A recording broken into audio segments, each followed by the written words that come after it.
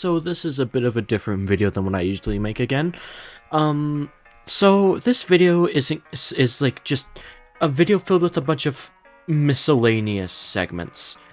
It is meant to be just a video of me talking about a bunch of songs that I really like that I would never be able to talk about otherwise because A, they were scrapped from their mods, B, they have no mod to begin with, or C, they are one-shots and aren't gonna have any other way for me to rank them because they are one-shots.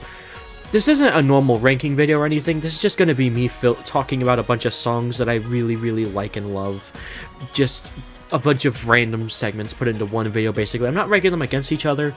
The songs I have with me today are, for one thing, we've got Deadly Mulligan from Friday Night Madness. I wanted to mention that one first because it's actually from a mod I've done, as well as Blooming Flowers and Asphyxiation from Friday Night Dustin. They're the scrapped songs from that mod. Sansa OGG is fine, don't ask me about it. I have Better Clone, I have An Ode to a Friend, I have Periphery Atoll, Returnal, Saved Me from 17 bucks No Fear. I have the Sonic Originals trilogy made by Red Seas 07. They're really cool, go give them a shot if you haven't seen them. I have a song called Forgiveness V2 from the scrapped Adelaide update. I'll get to Adelaide someday. I have Act of Misery by Saga and Red Seas. I have the Let There Be Light original trilogy. Yeah, I have Deathbed, and finally I have Lovesick. I'm gonna be going through these in a random order. You can just watch through the video, skip ahead, or skip back to find whatever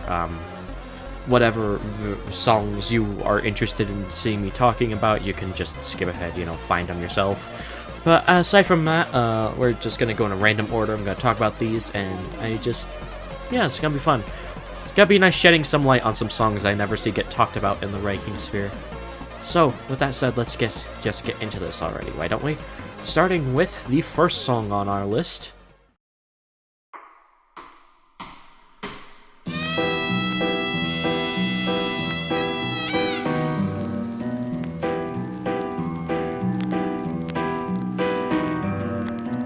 Act of Misery is a song about Ollie. This guy is from a 2017 prototype game of Bendy. He's pretty much just a 2017X version of him, thinking he's just better and scarier than Bendy. For those who don't know, I haven't seen much talk about anything Bendy related in the ranking sphere outside of Indie Cross, so I'm giving this little rundown of who this guy is before we get into it because, whoa, I would not expect a song like this to go for a character with as a little and simple as a premise as that. Ollie, have y'all ever seen that one little thing floating around Animaniac, that like 40-second preview of a song that never came to be? I like to view this song as pretty much just a finished and better version of that. It samples a real singer for both Ollie and Bendy, I think. I think Bendy is the lower voice in this song. Or maybe Ollie just has really good range, I don't fucking know. But Jesus Christ, dude, this song is actually phenomenal. This is a jazz song, and it's a very good one at that. The way this song swings from note to note as the samples just smoothly merge into each other as the song plays out, it is legitimately heavenly sounding. Both samples sound great. Ollie sounds conniving and mischievous, and the lower voice, who I'm just gonna call Bendy, sounds just fed up with his shit, and I really love that. There's so much character between both of them in the song, from the parts with Bendy being more, smooth and formal than Ollie's parts, which are more just out there and wacky than Bendy's parts. It's so fucking good, dude. The dynamic between the two is shown excellently through the song, which is, I would consider, really hard to do, considering there's not even any visuals for this. The most we get is this album cover that you're seeing on screen. This song does a great job at portraying a fun, rivalry between the two characters. Instead of it just being, an average faker who tries to take the place of him, he's just a rival who thinks he's better. And then when the lyrics kick in, with, actual original lyrics and a legitimate singer they got just for this song, They are so well done and well executed. They are really well written, and they sound amazing too. The like sorrow you can feel in Ollie's voice as he sings these lyrics for the first turn or two of this part, it's so well handled. I love it. I want to shed some light on the song in the ranking community because everything this song does is legitimately masterful. It is unique, it's powerful, it's fun, it's whimsical, just like an old cartoon should be. And the instrumental, dude, it's so beautiful. The xylophones and the trumpets and the drums, it's all so well executed. And the way they all blend together to make this legitimate masterpiece of a song, it's so good! Honestly, I feel like this song is one of the best examples of taking nothing and turning it into something in this community. You get this wonderful masterclass of a song out of a game that's pretty much just this for the entire runtime of Bendy Chapter 1. You get this out of basically nothing, and I find that really special. This song represents, to me, an expression of creativity and what you can do with as little as a concept as Ollie, and I love it for that. It is such a fun song and one that means so much to me, and I really want to get more eyes on this song in the ranking sphere. I know it's quite popular outside of here, but I see no one in this tiny sphere talk about this one, and it deserves all of the attention in the world. It is legitimately wonderful. Honestly, this is one of the best ways to start this video, I'd say, just with an excellent song and nothing more. I really love this one. I'm gonna link every song I talk about in the description of this video when it's up. Go listen to all of these, but listen to this one especially. It deserves your time, dude. This song is legitimately excellent.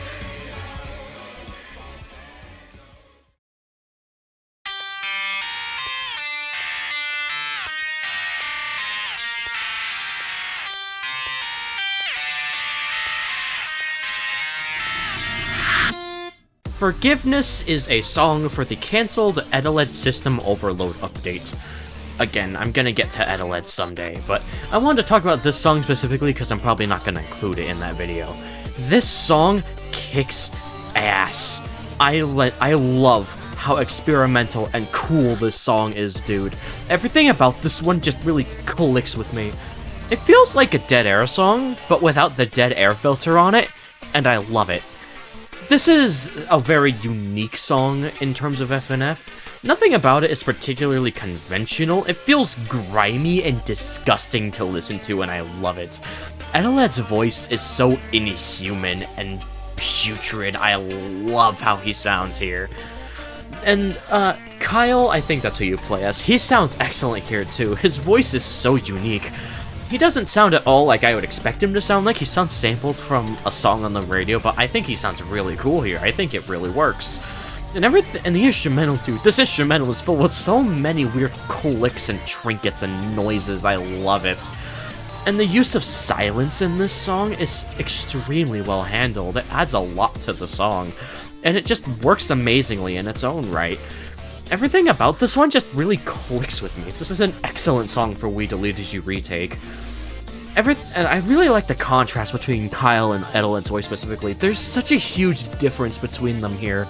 The inhuman Edeled versus the still alien-sounding Kyle. It's weirdly well handled. This beat drop, dude, I don't know if I can even describe this. There's just so much weird stuff about this song that you just have to experience it for yourself to really understand why this one is as cool as it is to me. If you like Dead Air, or if you don't like Dead Air but think it could be good without the filter, then give this song a shot, please. It barely has, like, it doesn't even have 10k views on YouTube, and that's such a shame, because it really deserves it. It's such a good song. If you have the time, go check this one out. It's pretty good. It's only 2.5 minutes. It won't take you long. Just give it a shot. It's really fucking good.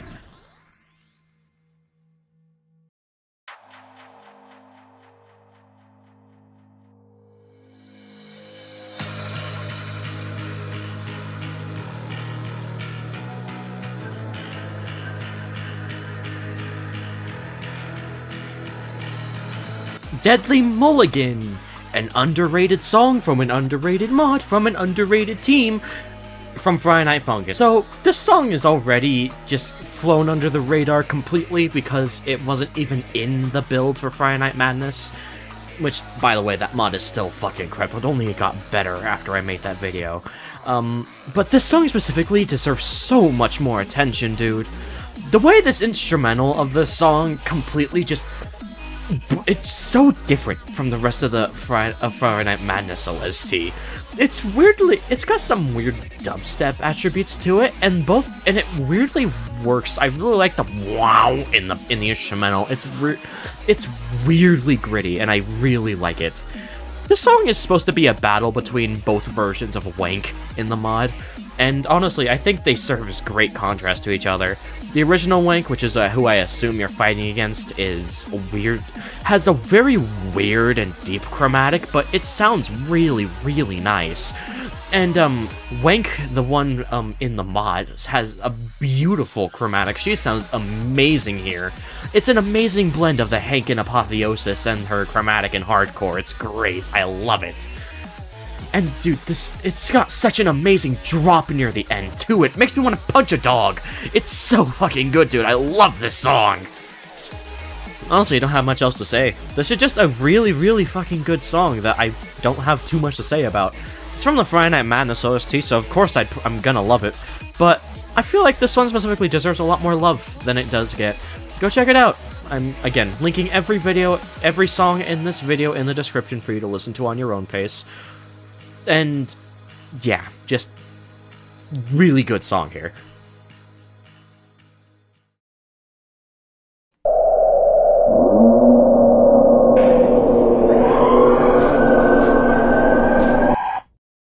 The fact that people somehow manage to say that this is worse than Twiddlefinger will forever baffle me.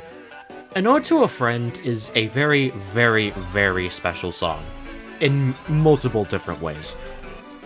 As a storyteller myself, this song is very, very intricate, and very, very special for what it is. This one doesn't get talked about much nowadays, purely probably because the amount of Twiddlefinger clones that are made in the modern day, but this one has always, and I mean always, stuck out to me as the best one. The way this one just throws you into it with this demented sounding piano and these distorted and inhuman chromatics, it's so, so, so interesting to listen to.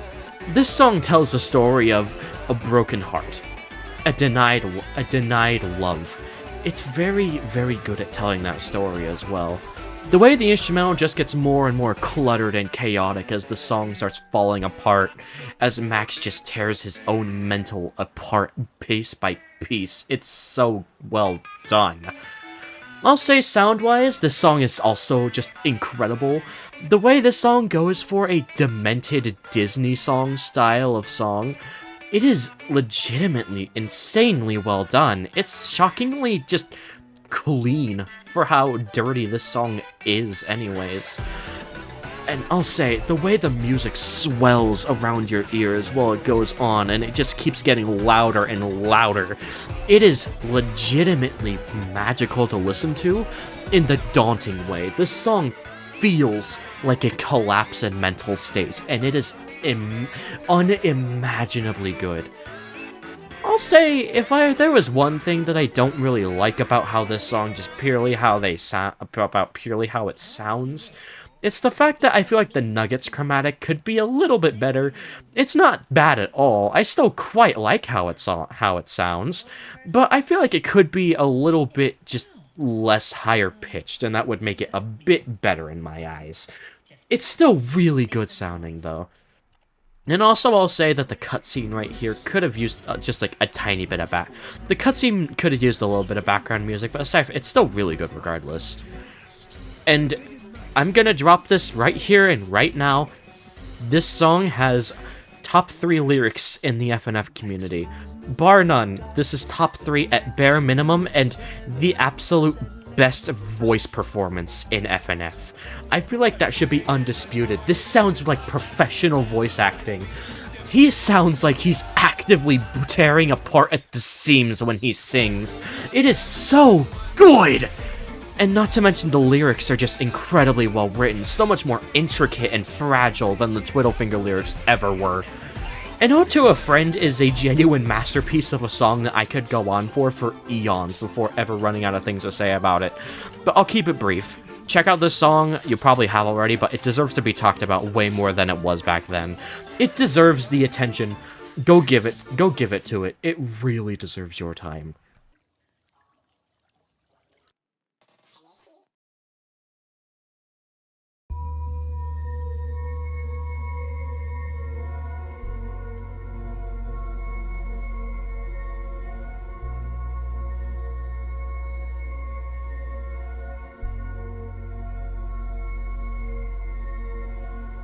Saved Me is a song that is very interesting.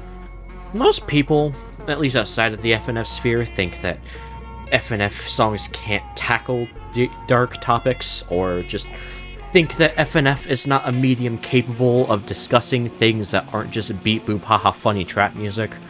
But Saved Me is a song that, to me, proves otherwise completely. I know that, I don't think that that's what I said is true in the slightest, but Save Me is the one song that confirmed to me that it would never be true.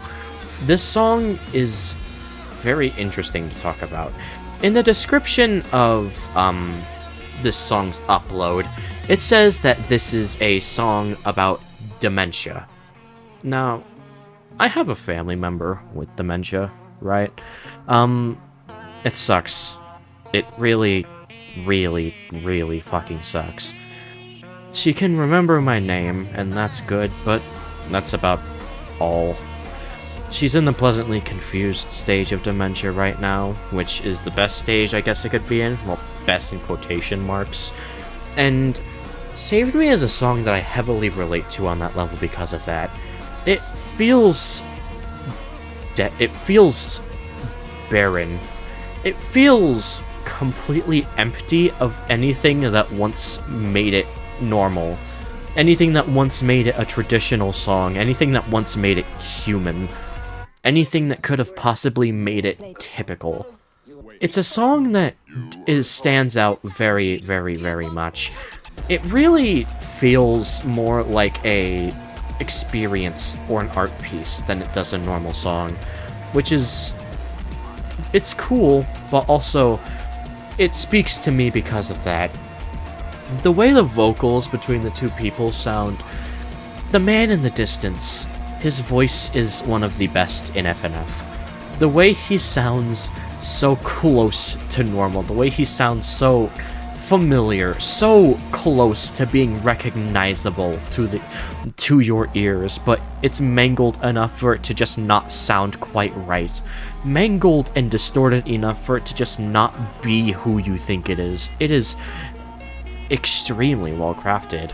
It's really, really, really interesting to talk about this song because they also said in the description that you can interpret the song any way you want. But I choose to interpret it the way it was described first, and the way I interpret it because of that is very, very, very just interesting. I don't know, it's hard to talk about this one from both a normal standpoint for me and also kind of an emotional one. I'll say, song-wise, I do also think this one just sounds absolutely lovely. The way the instrumental dies down and has nothing but the calming sound, or calming music of the wind, just for it to explode into noise as you try your best to resist against the torture that dementia puts you through, as the person you once thought you knew sings their heart out in the background as they twist and contort into all these different things that you think you can recognize as human when they're anything but. It's so wonderfully crafted. And to think that they also said that this song is barely done at all. The song is a masterpiece as is, and if this is the direction they're taking the rest of this mod when it comes out, it's gonna be legitimately one of the best mods out there. Go give Save Me a shot. It can be anything you want it to be. Everything about this song is legitimately magical and well put together, and I love everything about it. Please give it your time. It deserves it.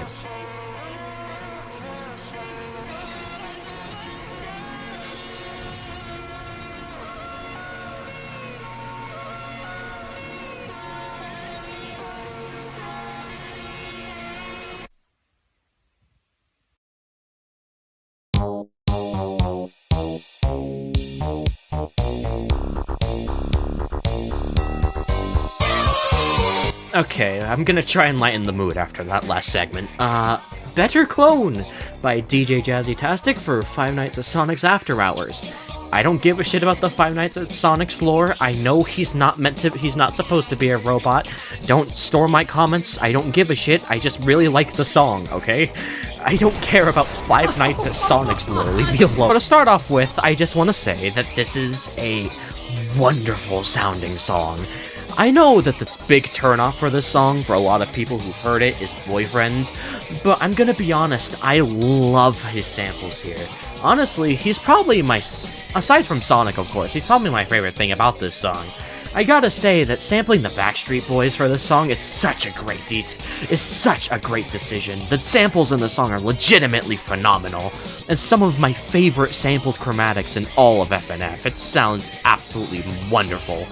And Sonic here sounding like a genuine, performer robot in this song, it is really, really cool sounding. I remember when I first heard this song, I was genuinely blown away by how he sounded. I was expecting a lot of things from this song at first, and literally, the only thing I wasn't expecting was what it actually was. The melodies in the song are also addicting and infectious. I adore all of them.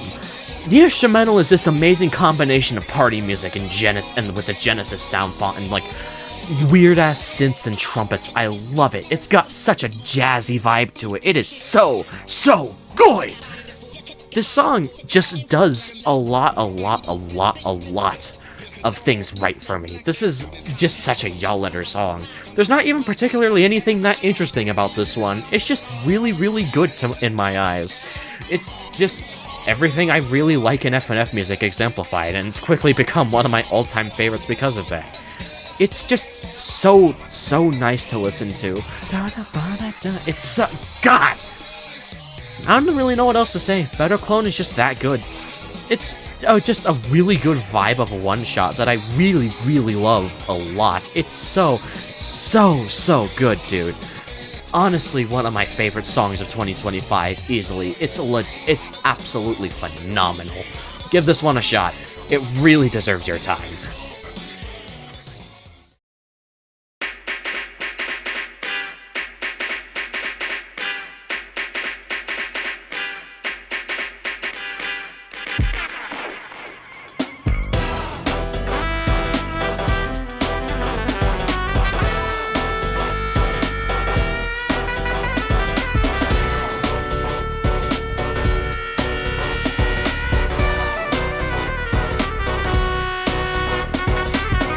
I'm Real, one of the 3 songs for the Sonic Originals OST, which is going to be...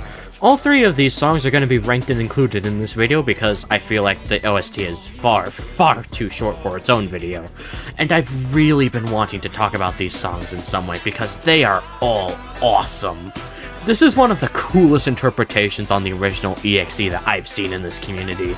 Just making him this quote-unquote creepy bastard who just loves to have fun is such a good interpretation of this guy. Just so unserious and such a fun interpretation of the character. I love it. And not only that, but it actually fits him pretty well as well. I gotta say that I love the samples they used for EXE in this song. He sounds absolutely incredible here. It's some amazing sounding slide.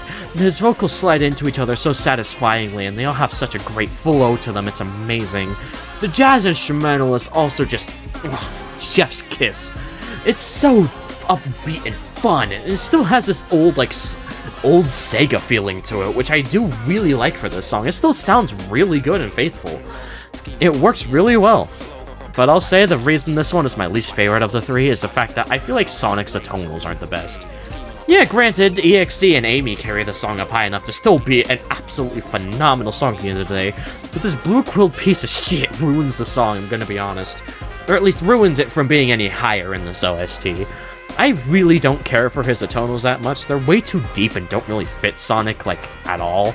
And he shows up for, like, basically the entire latter half of the song whenever it's not an instrumental break, and it's really not pleasant sounding to me, at least.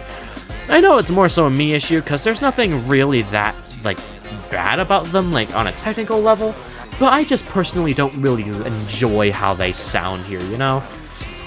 I'll say, I like the contrast he has with EXE in this part of the song. It's a really cool idea, just having him be, like, almost a Metal Sonic-esque figure. But again, I still don't really care for how it sounds that much. Still an incredible song, though, and if this is the weakest this mod gets, then I am definitely looking forward to how this mod ends up when it releases, dude. Holy shit.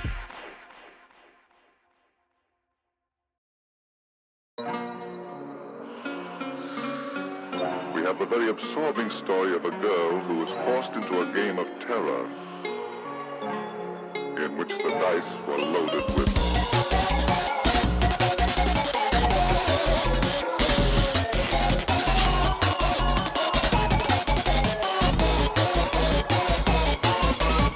So, TikTok. This is such a good song, dude. I can see why people wouldn't like this one. I'll say, this has definitely been the one that I've seen that's the weakest of the three the most, but I really like everything this one does. I love this one. So to start off with, I gotta say that the biggest issue that most people have with this song is definitely Sonic's voice. Or pen drive, I guess. His voice is very, very weird in this song. I love it. I think he sounds sick as fuck in this one. It sounds so hypnotic and entrancing. I love the vibes here. And it serves really well in both just all scenarios. High notes, low notes, medium notes, all the melodies sound great. It just works amazingly in every scenario. And I gotta say, it works amazing with the instrumental as well. It's got this amazingly hypnotic tone to it. With all this, like, with these amazing drums and these amazingly hypnotic synths that just memorize you every time you listen to it. It's so good and well done. I've never seen the original pen drive story, so I can't talk about how well this fits or anything like that, but I trust Red Seas enough to make a song that fits the character, from other friends I have, apparently this fits him very well, so it also has that going for it. I gotta say, something I really love about this song, personally, is just the fact that it's so unique and experimental. All three of these songs were incredibly experimental for the time, and even still stand out quite a bit now. I just gotta say, though, this one is definitely the most experimental to me out of the three, and I love it for that. It feels so weird and unique. It's weird just like my son. It is so good, dude. The way everything here just blends together to come off as this, like, mind-controlling song that still tries its best to feel like Sonic and succeeds. It is incredibly well done. It is awesome sounding. Honestly, TikTok is a song that I don't even have any real issues with either. I guess I could say that it feels a bit too short. There's nothing inherently wrong with it being short, but I just want more of this one. It feels... And also, I just like Moribund a bit more, you know? So let's get into that now, why don't we?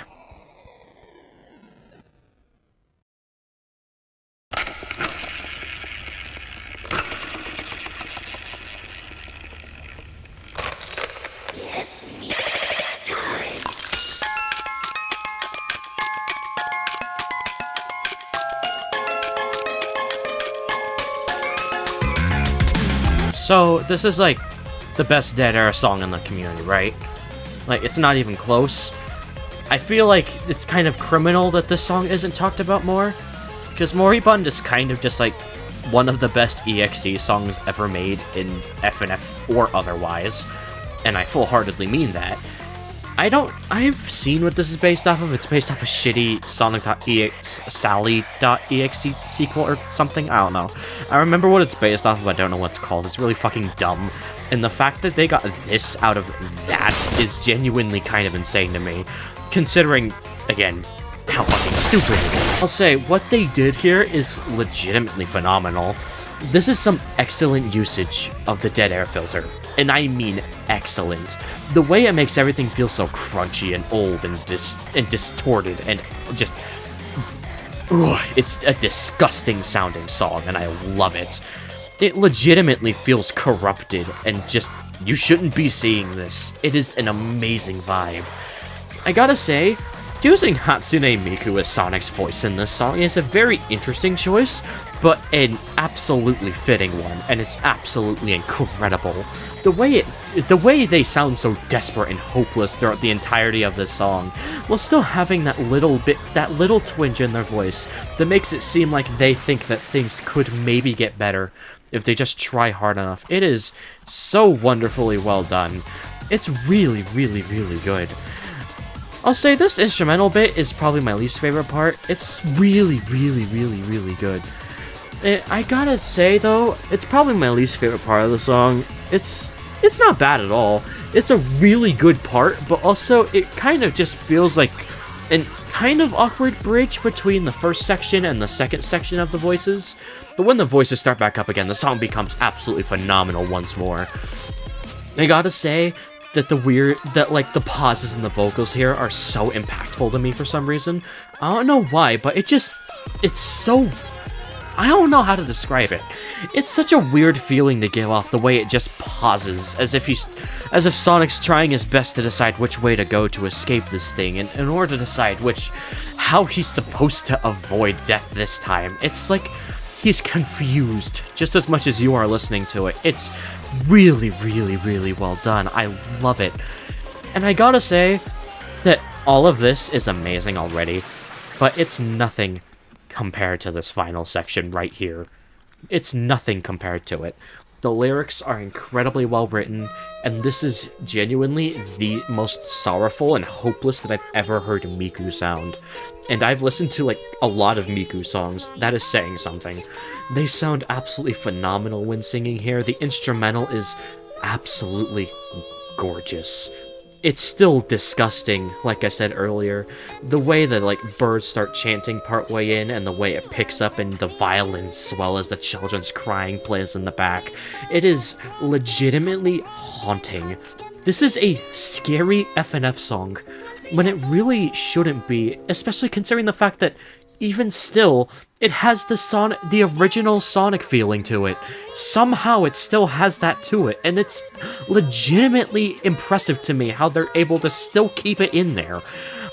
This is a masterwork of a song, and even with the dead air filter, which I know is not everyone's favorite, but I know that even with that, I don't see how anyone could legitimately hate this song. I can see disliking it, but hating it is not something I could see. This is an absolutely masterwork of a song. It's emotional, it's filthy, it is devastating. It is moribund.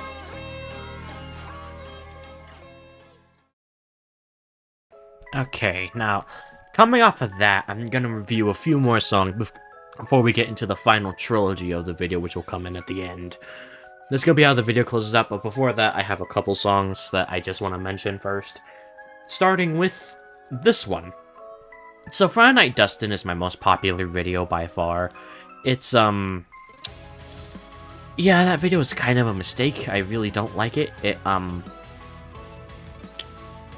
not gonna talk about it, but I just want to say that my opinions on Dustin have very much shifted. But the one thing that's always remained consistent is the fact that I still really, really like the mod. And then after that video came out, or sometime before, I'm not sure when, but around the time that the video came out, these songs were released for the mod, which are Blooming Flowers and Asphyxiation, which are two of the scrapped songs for the mod, and I think they're both really good, and I think they deserve to be talked about when talking about Dustin in, like, any space, because they're really worth a mention. I'll say Blooming Flowers is really, really damn strong. We'll get to Asphyxiation when we get to it after this, but this one specifically is... wow, I really like this one. They changed this song because it didn't quite fit with the narrative of Dustin, since they didn't want Kara to be the bad guy and instead Player, which I do respect the choice of. I think You Are serves as a better ending to the mod than this, but I still think this song is amazing in its own right. I think everything about this song still sounds spectacular and serves as a good ending song on its own no matter what. Kara uses their chromatic from Thermal Shock, which is just a perfect fit for a Kara chromatic. In every situation, they sound amazing here. The instrumental has a lot of Undertale motifs and a bunch of Undertale-esque instrumentation in it, and it sounds beautiful. I gotta say, this part with Papyrus, this intense bit, deadass just is better than the part within You Are. I think it sounds more like a desperate plea for help than it did in You Are, which I think... I'm not sure what the point of Papyrus's part in You Are was, but it definitely felt a bit out of place. But here it kind of fits in a bit more naturally in my eyes. It has more of the same tone as the rest of the song, considering the final beat drop part, and it just slides into the rest of the song more smoothly than it did in You Are. Honestly, I think as a whole, the song is on par with You Are, personally, if not ever so slightly worse. I think a few of the parts in Blooming Flowers, while amazing, are a bit weaker than the stuff in the You Are. Like, the final part with Sans is definitely worse. This is still an amazing song, I gotta say. The part with Kara and Boyfriend, both of them just sound amazing. I like how Kara switches back and forth between a bunch of different weirder chromatics of themselves or other Undertale characters during this part. I'm not sure what this is meant to be when the voice switches, but it's really cool sounding while still being really weird. I really like how it sounds. I gotta say, I wish this song got implemented into the song somehow, even as just like a bonus song with like no visuals and just a chart and like this image. It would have been really cool to see. I really like this song. I'll say though, I do think the instrumental, while it has a lot of Undertale motifs and stuff that I really like about it, for the part like right here, I feel like it's not nearly as intense as it should be, considering what this song is. While I still love Blooming Flowers, I can definitely see why this one was scrapped. Like, definitely. I'll say, there's a lot of pauses in the song as well, and a lot of weird tone shifts. Blooming Flowers is kind of a mess, actually. I think it's... I can definitely see why this one was scrapped, but it's still a really, really damn good song that sounds really nice when you're just listening to it. I'll say though, You Are is definitely better than this one. Sorry, Blooming Flowers, you are not good enough. But yeah, good song overall. And I will say again that I do think Sans' part is significantly worse than this part. Not only is there a very big gap between it and the part before this, and but also it just kind of isn't like this burst of energy. That's what I loved about it in You Are, but I wish it's kind of slower paced here, and it really just feels like an afterthought rather than being the finale to the song, you know? Again, the song is really, really damn good, but it has a lot of issues, and I can 100% see why they scrapped this one. Still a really, really good song, though.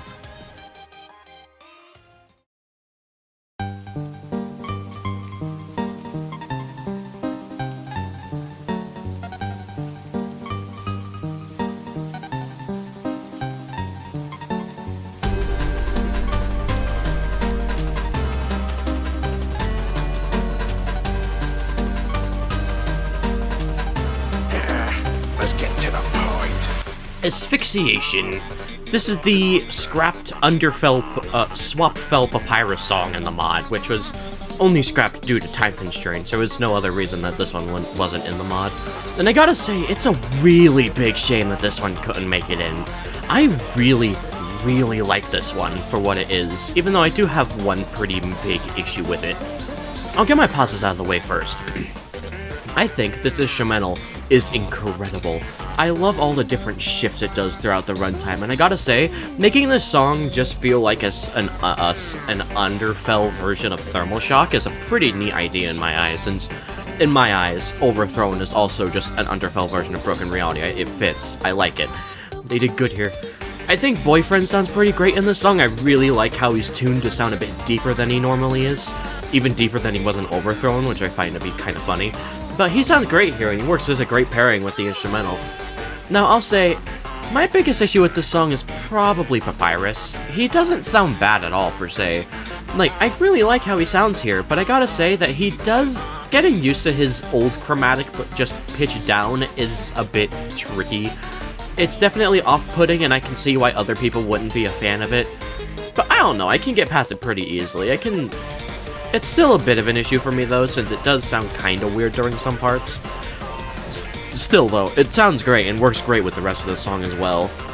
I gotta say, I feel like this one would have just been I will say, though, that I feel like another reason I feel like this one could have been scrapped is the fact that it kind of could have just felt like filler, kind of.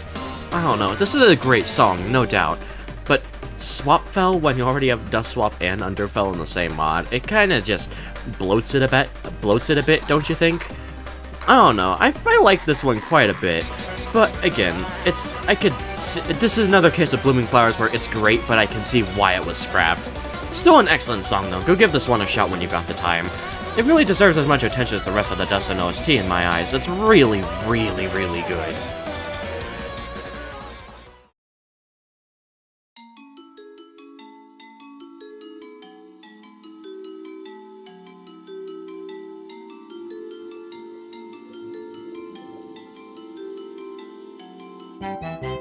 Periphery Atoll is an FNF song released in 2025. This is for a one-shot that got picked up and is now becoming a full mod filled with SpongeBob creepypastas that are going to be merged with actual songs from like normal music and turned into just interpretations of stories using those songs. This is based off of the Elias creepypasta and very clearly uses Charlie's Inferno as its base. I gotta say, I think that the way that Periphery Atoll goes about this take is very, very interesting.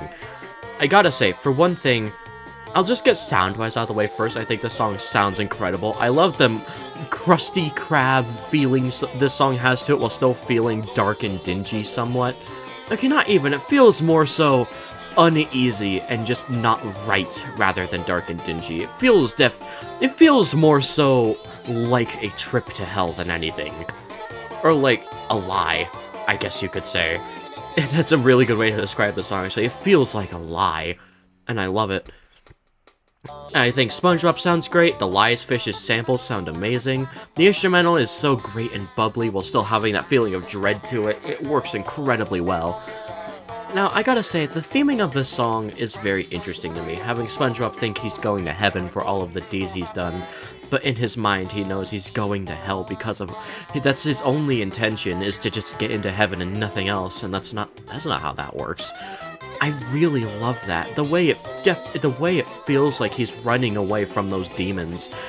You'll have to stop and find out what they want someday, and this song represents that. I love the way SpongeBob sounds so weak and feeble in the song compared to the fish, who sounds so much more confident and just foreboding than SpongeBob does. It's amazing. And I gotta say, this final beat drop here, right here, just the way the entire song just erupts with noise as the screams of the damned are heard in the background, it is incredible.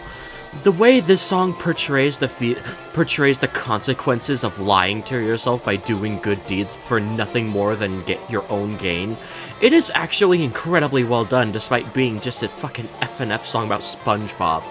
It's a shockingly mature take on the Charlie's Inferno story as well. Actually, fuck it, I'm gonna talk over this. I'm gonna talk over the limit for this one. I need to talk about this song more, because Periphery Atoll is just that special of a song. Again, based off of Charlie's Inferno, which is about... For those who don't know, Charlie's Inferno is a song about a man named Charlie who dies and thinks he's going to heaven because his entire life he only did deeds that would make him go to heaven, but he goes to hell instead because his only intention was to go to heaven, and that was his only goal, that for his own gain.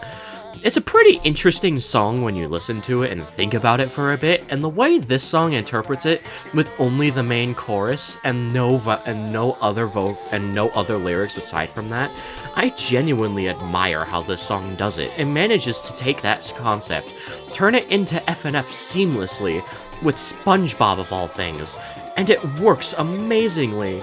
The way the fish taunts SpongeBob throughout the entire song with the lies over his head, it's so masterfully well done. And to think that this song is getting slightly updated in the V2 of this mod, I'm genuinely so excited for that. I can't imagine what they could do to this song to make it even better than it is. I'll say, if I had any, slight issues with this song, I feel like this normal singing sampled bits with the fish don't last as long as I could. This song feels very, very short, and that's kind of my biggest issue, because I just want this one to be more. But I guess it could kind of represent how it feels like life flashes by in a blink of an eye, I guess. It could also work as that, which I could also admire. It works. This is just absolutely an incredible song that I could go on for like genuine hours at a time if you let me. Everything about this song is so well crafted and well done, and interprets Charlie's Inferno in such a way that manages to make it stand out as one of the best FNF songs, not only of 2025, but in the entire community in my eyes. I love this song, dude. Give it a shot. It's more than worthy of your time.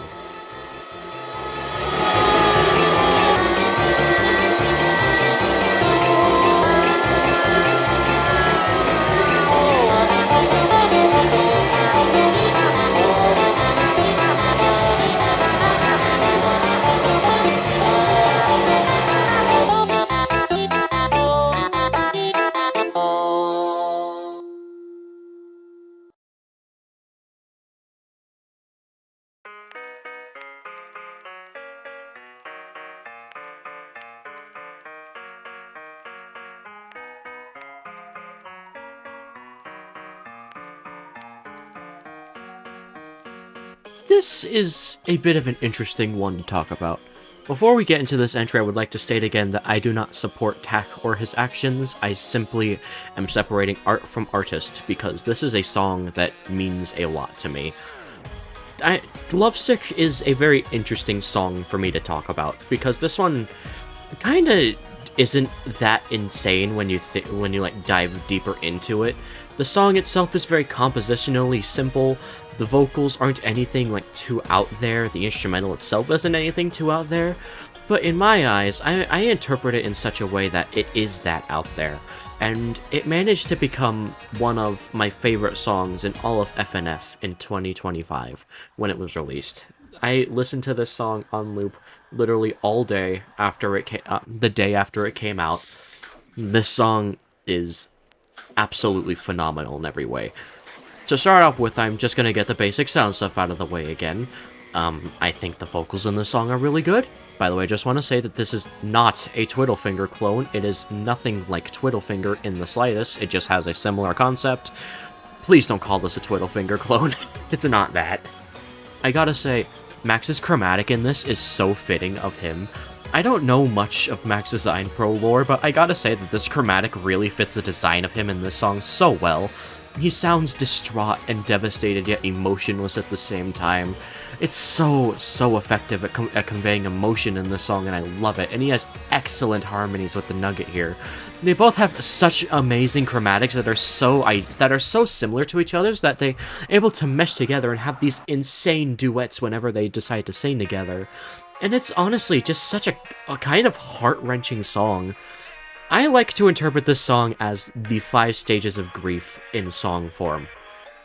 Believe it or not, you can go through grief when you're, like, rejected as well as you can, just as well as you can going through the loss of someone you love. I would know. It kinda sucks. The start of the song is denial, then... The start of the song is denial, and then when he starts taking off the mask, it's anger. I forget how the stages of grief go, but I know it's denial, anger, sadness, bargaining, sadness, acceptance, or something like that. And the way this song portrays all of them is so well done. You can really feel Max going through the motions in this song. The way the song starts out somber as it goes more into this desperate tone near the 2/5 mark. And the way it goes into this marching anger with this part as it goes into the bargaining phase, it's so well done. It really feels like he's trying his best to get with him in any way that he can. He's trying his best to prove that he'll be good enough, but it just doesn't work. And then he starts getting angry about it. He starts to realize that it's not gonna work.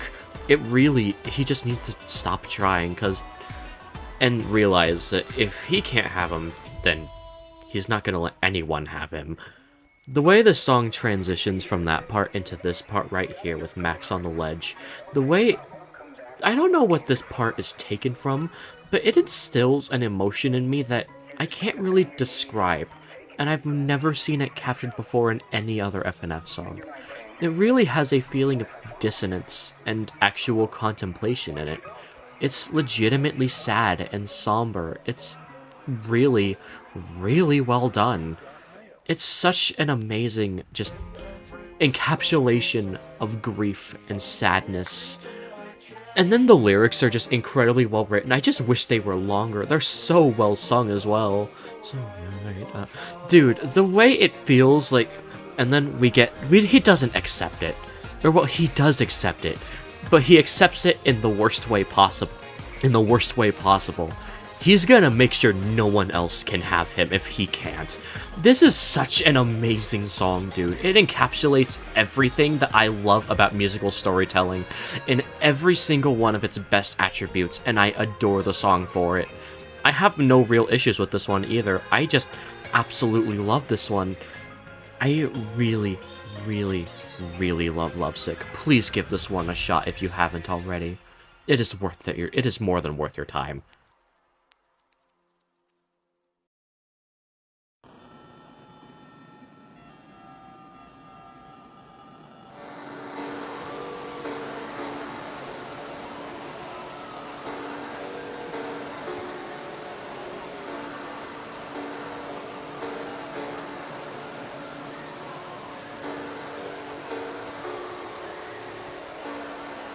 Returnal is the best song in the FNF community. Yeah, I mean that. Before we get into this entry, I just want to say that I hate EXE. Like, genuinely, I hate this community, this sub-community in FNF so much.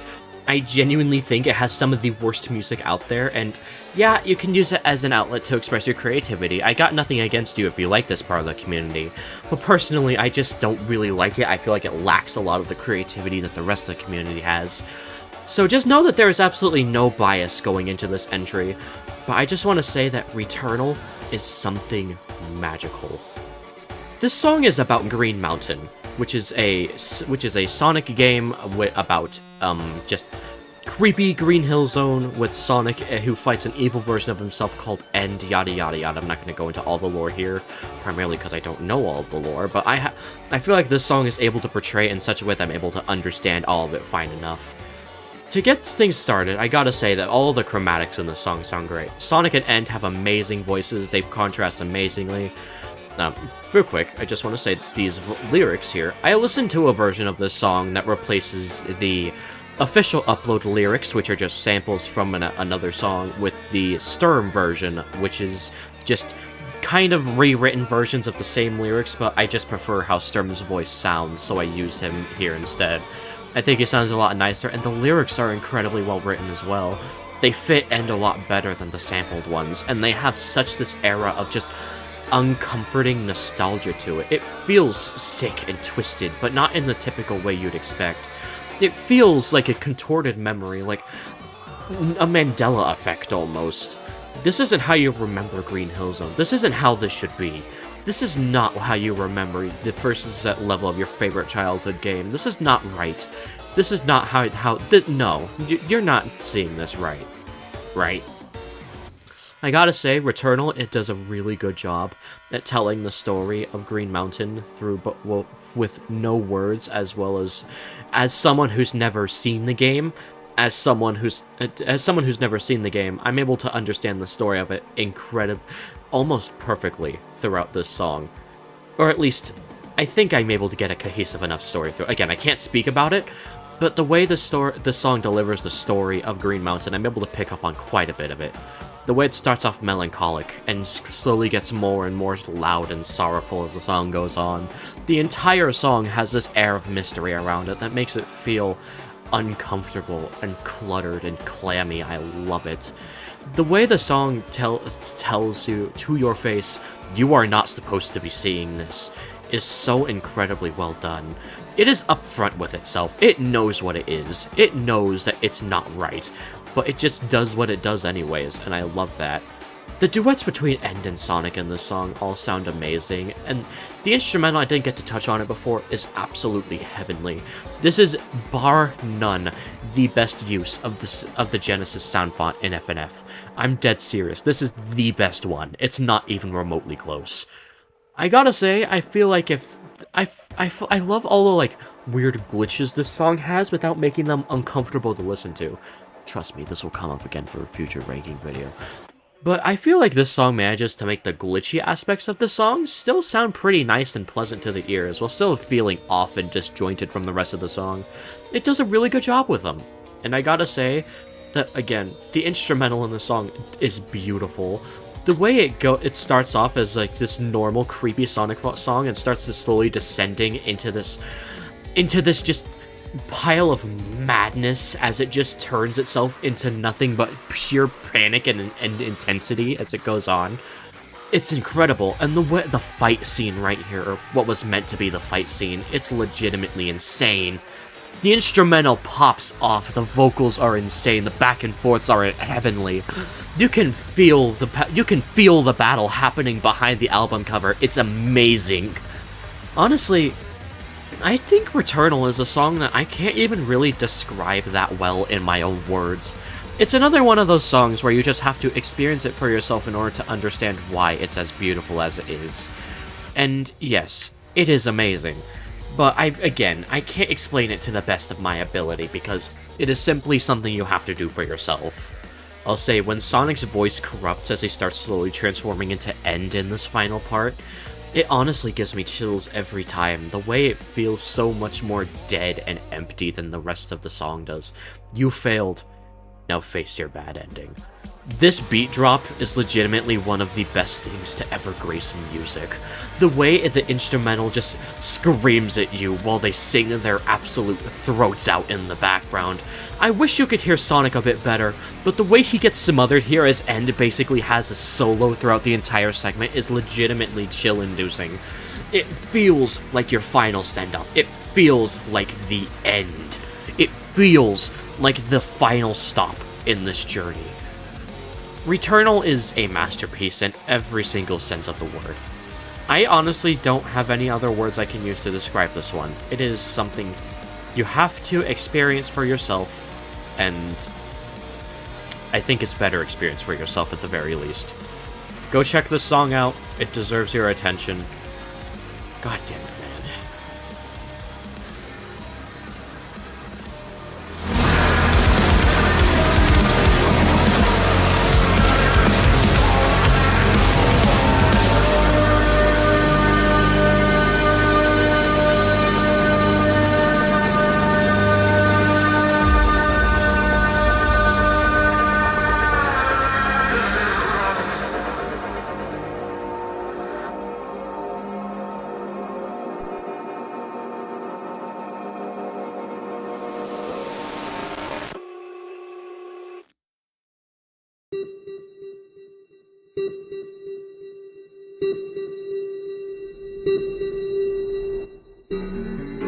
Deathbed is a very special song. Very, very special, if I might say. You can add this one onto the pile of No More Innocence has no bad songs, or like the pile of No More Innocence songs that are like phenomenal, which is like 50 songs high at this point. But honestly, I think this one might just be the best one. Honestly, this one is... Oh, Deathbed. Okay, to start off with, I gotta say that this song... I'll start off sound-wise like I normally do. I think this song sounds absolutely phenomenal. I love the atmosphere here, the way it feels so empty, and it feels... You can feel the echo of the room you're in. You can feel the lack of anything except for yourself and the demon in front of you. You can feel the absence of your own life in this song, and I love it. Both the child and No More Innocence sound great here. They have excellent sounding voices. I think they serve as great contrast with each other in this song. The child sounds horrified, while NMI sounds sounds confident and cocky. He works amazingly here. I think the child works just as well. And overall, this song sound-wise is absolutely phenomenal. Okay, so No More Innocence as a character is something I don't actually know that much about. As far as I'm aware, there's only like one ever official source, and that's just the original video and like nothing else. I like to interpret No More Innocence as this manipulator. He is someone who thrives from seeing others in pain, and seeing other people suffer. And this song is what exemplified that to me the most. This song feels the most like No More Innocence than any other No More Innocence song I've ever seen. The way this song feels like a taunt on No More Innocence end to the child in the bed, it's legitimately extremely well done. The way his chromatic is so inhuman and just robotic and alien-like is so cool sounding. It fits him perfectly as well. I think this is probably the best No More Innocence chromatic out there, honestly. I gotta say that that I think that personally, the child has a better the two chromatics in this song, though. His chromatic sounds so weak and feeble, and it sounds so scared and helpless. It is expertly crafted. I gotta say that both of them sound amazing, though, and they have great pairings with each other.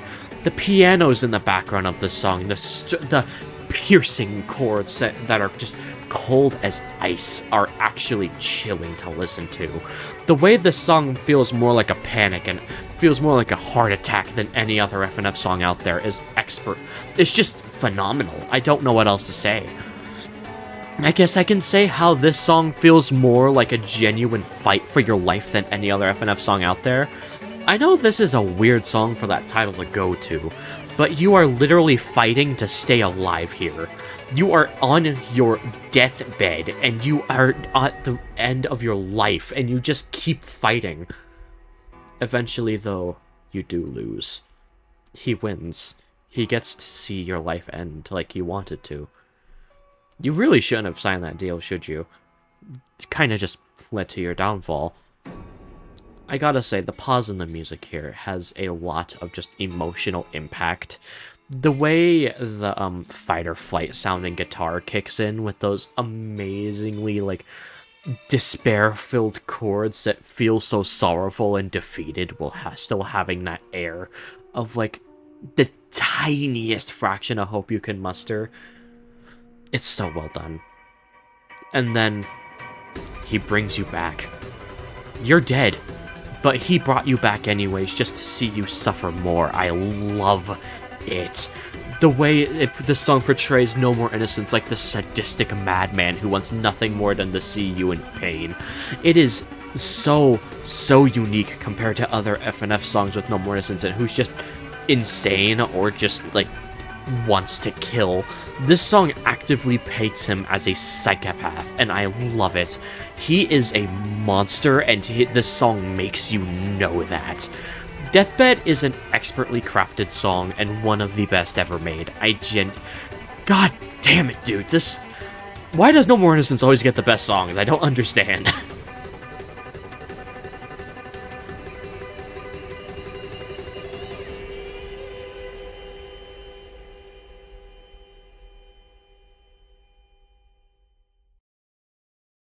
Now, you see, I wouldn't normally start talking about a trilogy like the Let There Be Light trilogy with the final entry, but I decided to go ahead and start the finale to this video with the third Let There Be Light song, because I personally find this one to by far be the weakest of the three.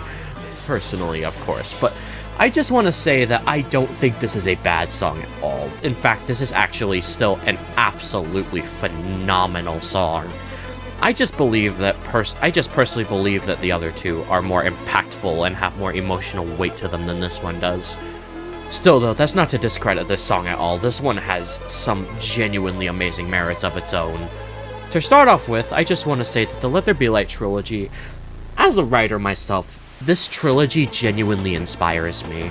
It manages to tell this story of the Grim Reaper who didn't want to have this job, as he does it so incredibly well. I love Dustman in this trilogy so much. In every song, you can tell he doesn't want to do this. You can tell he doesn't want to keep fighting, but he's forced to anyways. The way he sounds in all three of these is incredible, and I'll say that here he sounds no different. He sounds just as good as he does in one in my eyes, honestly. Melodies in this song are all incredibly solid. They're, I think Proto Man and Mega Man sound great whenever they get to sing. But I'll say, Roll's voice is probably the weakest point of the song for me. I'm not the biggest fan of the synth they used for her voice. I think she could have sounded a bit better. I'll say it does fit her, I guess, but I'm not the biggest fan of how it sounds, you know? It's still pretty good, though. And I'll say the instrumental is just as good as the other two, if not just a little bit weaker in my eyes. Again, it doesn't have the same impact as the other two, but it still sounds amazing. The heavy beats, the amazing chiptune aspects. Dude, this part is so good. And into that, like, smooth as hell, like, just... I don't even know how to describe it. It is so good. It has such good flow to it. It is such an amazing part and one of the highlights of the entire trilogy.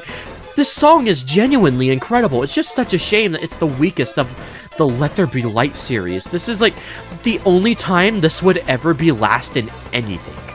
Still an absolutely incredible song at the end of the day. Dude, this part is so good.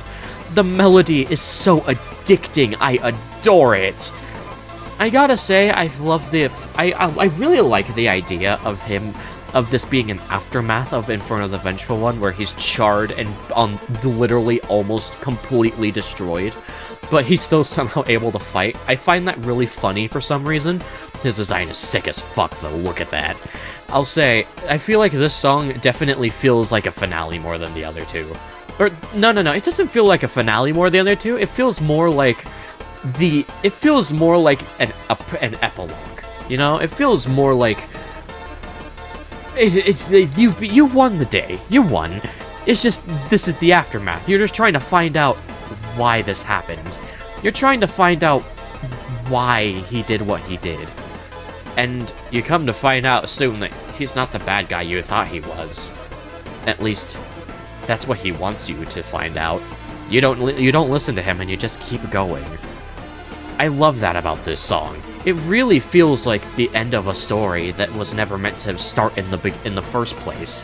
It is such an amazing way to cap off this trilogy, even if I do think it's the weakest of the three. It's like, I don't know. It's weird, because this song really is an amazing song. I keep saying that, it's phenomenal.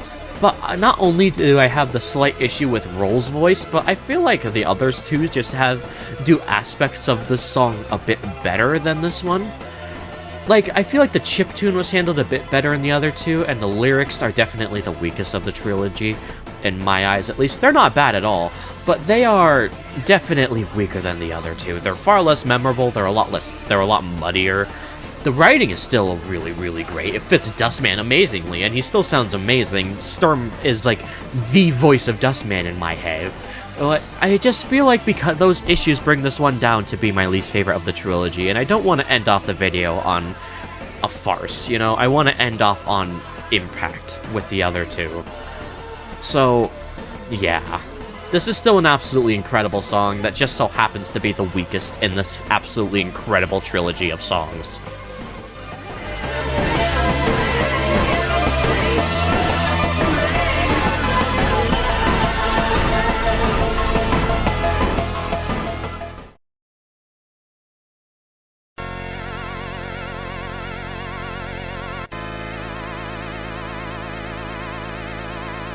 The original Let There Be Light is one of the most special FNF songs to ever exist, in my opinion. And I think, as you guys probably know, but if you don't know, I'll say it again, I think the hit single version absolutely butchers this song. I personally feel like this is the definitive version of Let There Be Light, in any sense. At least the original version of Let There Be Light, definitely. Red Mix is okay, JX is pretty good, I don't know, Hit Single and V3 are kind of really meh. But honestly, on its own, I think Let There Be Light Original is something truly special. The way this song marks the start of this story that was never meant to be told, or as I like to call it, the greatest story to never be told, is it does it amazingly. This Dustman's story is taken from these scrapped storyboards from the actual Mega Man comic that just never came to be. Dustman was meant to be this almost Grim Reaper-like figure. He was called Death by people who saw him crush robots that he didn't want to crush. He had to destroy his own kind because that was the job he was assigned, and he didn't want to do it. It took a very heavy toll on him, and seeing that Mega Man was coming to destroy him and make him join the people he was forced to destroy, he had to put a stop to it somehow, and that's how Let There Be Light started. This song feels like a fight against destiny. It feels like you're trying your hard. It feels like Dustman is trying his hardest to fight against this title he was given by forces outside of his control. It really feels like a genuine just struggle against yourself, and I love it. The lyrics are beautiful. You all probably know that by now. They are not too crushed. You're just a fucking baby if you think that. They are perfectly fine. I gotta say, I feel like one tiny issue I have with this song is that Mega Man and Dustman can blend in way too easily. But also, I've found a way to make myself not mind that at all. I've managed to make myself think that that's just a way to represent that Dustman and Mega Man aren't so different. They're both fighting each other, but they're not different in the slightest. They're still both just robots designed for one specific job. There's nothing more than that at the end of the day, and Dustman knows that, but Mega Man doesn't. And this song serves to me as Dustman trying his best to reason with Mega Man that he can't keep doing what he's doing. But Mega Man keeps fighting anyways. He keeps fighting this battle. He keeps fueling the flames of fire. He keeps fueling the flames of the fight, and it's amazing. Sound-wise, I'll go out my way and say this real quick. I think it sounds amazing. The mixing is infinitely better here than it is in either of the other two versions. You can actually hear everything properly. I'm able to tell Mega Man and Dustman apart. I get why people wouldn't be able to. They're very similar chromatics, but I can do it perfectly fine. I can get why you wouldn't, but I don't know. I'm weird like that. I think the instrumental is beautiful. It's an amazing chiptune track. The amount of sorrow and genuine just despair in this song is amazing, while still having this air of whimsy and genuine magic to it all. This still has the feeling of a Mega Man boss fight somehow, while still having that feeling of war. That is what this is, after all. It's a war on not only yourself, but your own kind. And you start trying to struggle. Dustman starts trying to struggle with the thought of, should he kill Mega Man and put an end to all of this, or should he just let Mega Man kill him and just keep going on his way so he can stop this pain he has in his metallic heart. It's so well done. You can genuinely feel the sorrow and genuine conflict in Dustman's voice throughout this entire song. I'm gonna have to cut it there. I could talk about Let There Be Light for eons and never run out of things to say. This is a genuine magical song, and if you think the hit single is better than this, then good for you. I disagree, but good for you. But please give this one another shot. It's different from hit single enough to be its own thing, and I think it's deserving of your time nonetheless.